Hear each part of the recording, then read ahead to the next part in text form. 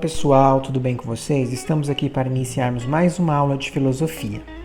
Hoje nós continuaremos a abordar os conteúdos que nós iniciamos na aula anterior sobre a origem da filosofia. Hoje o tópico será os períodos da filosofia grega. Vocês podem observar que a filosofia ela se divide em alguns períodos, tá bom? No período pré-socrático ou cosmológico, no período socrático ou antropológico, período sistemático, período helenístico ou greco-romano. Cada período desse possui a sua parcela de significância, tá bom? O período pré-socrático ou cosmológico é quando a filosofia se ocupa fundamentalmente e com a origem do mundo e as causas das transformações na natureza. Já o período socrático ou antropológico é quando a filosofia investiga as questões humanas, isto é, a ética, a política e as técnicas, a busca em compreender qual é o lugar do homem no mundo.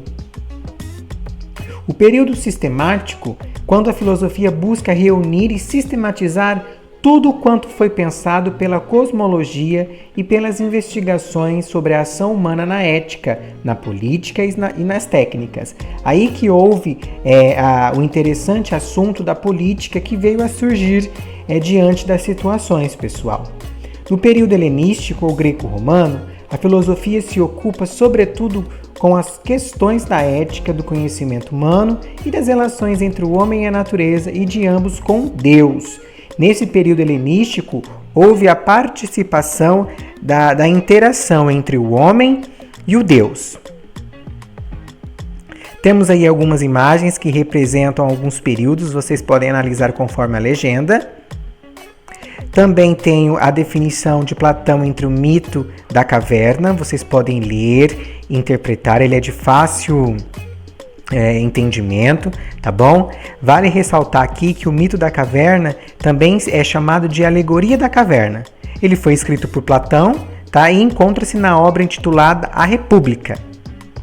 Ele é uma metáfora da condição humana perante o mundo, no que diz respeito à importância do conhecimento filosófico e à educação como forma de superação da ignorância. Então, naquele tempo, surgiu-se os debates de que só o conhecimento poderia desnutrir a desinformação e a ignorância dos seres humanos. Os principais períodos da filosofia: a filosofia antiga, a filosofia patrística e a filosofia medieval. Vocês podem analisar aí que está a data e o período em que cada uma contribuiu para a história da filosofia até os dias atuais.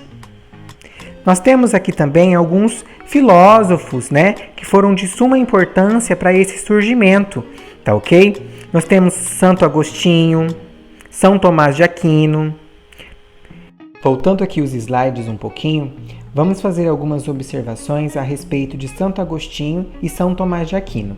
Eles eram um dos precursores de defenderem as ideias de que existia uma força maior, uma força benigna, uma força do bem, que seria Deus, que estaria à frente das nossas ações e dos nossos sentimentos, nas realizações do bem e do mal.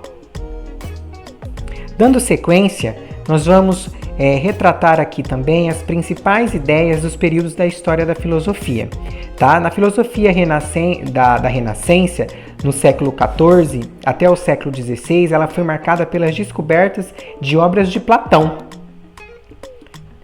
Na filosofia moderna, do século XVII a meados do século XVIII, é marcada pelo ceticismo, ou seja, a atitude filosófica que duvida da capacidade da razão humana para conhecer a realidade exterior e o homem.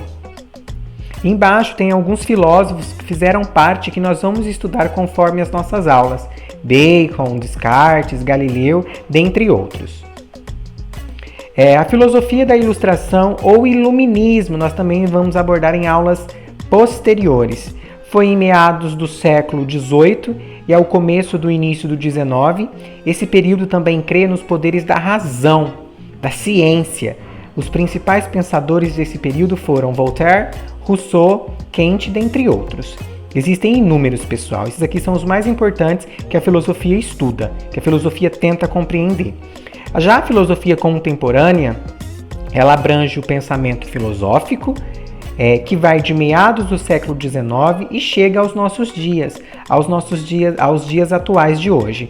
Tá? Então nós fazemos parte da história da filosofia contemporânea. Estamos escrevendo a filosofia contemporânea. Bom, nós vamos entrar aqui também em algumas características do empirismo e do racionalismo. Tá? O empirismo, ele é uma corrente filosófica que considera a experiência sensível, externa às sensações, ou seja, para fora, e interna, para dentro dos nossos sentimentos, né? Tal como eles são vividos, como fonte única, direta ou indireta do conhecimento. O racionalismo, os filósofos racionalistas atribuem a razão.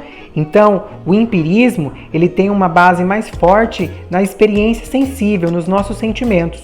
O racionalismo, ele já possui a sua raiz na razão, tá bom? Eles atribuem à razão um papel determinante na construção do conhecimento. Os grandes filósofos racionalistas, né, Platão, Descartes, procuram explicar o conhecimento que só merece este nome quando é logicamente necessário e universalmente válido, como resultado exclusivo da razão. Nós temos aqui algumas informações sobre René Descartes. Nós vamos estar abordando ele em outras aulas, mas é importante que vocês leiam, tá? As características que compõem esse filósofo. E assim nós vamos encerrar essa aula de hoje. Tá? Na plataforma vocês vão encontrar um formulário. Quero que vocês respondam as questões. Dúvidas eu estou à disposição. Não deixem as atividades acumular, pessoal. Boa aula e ótimos estudos. Até a próxima!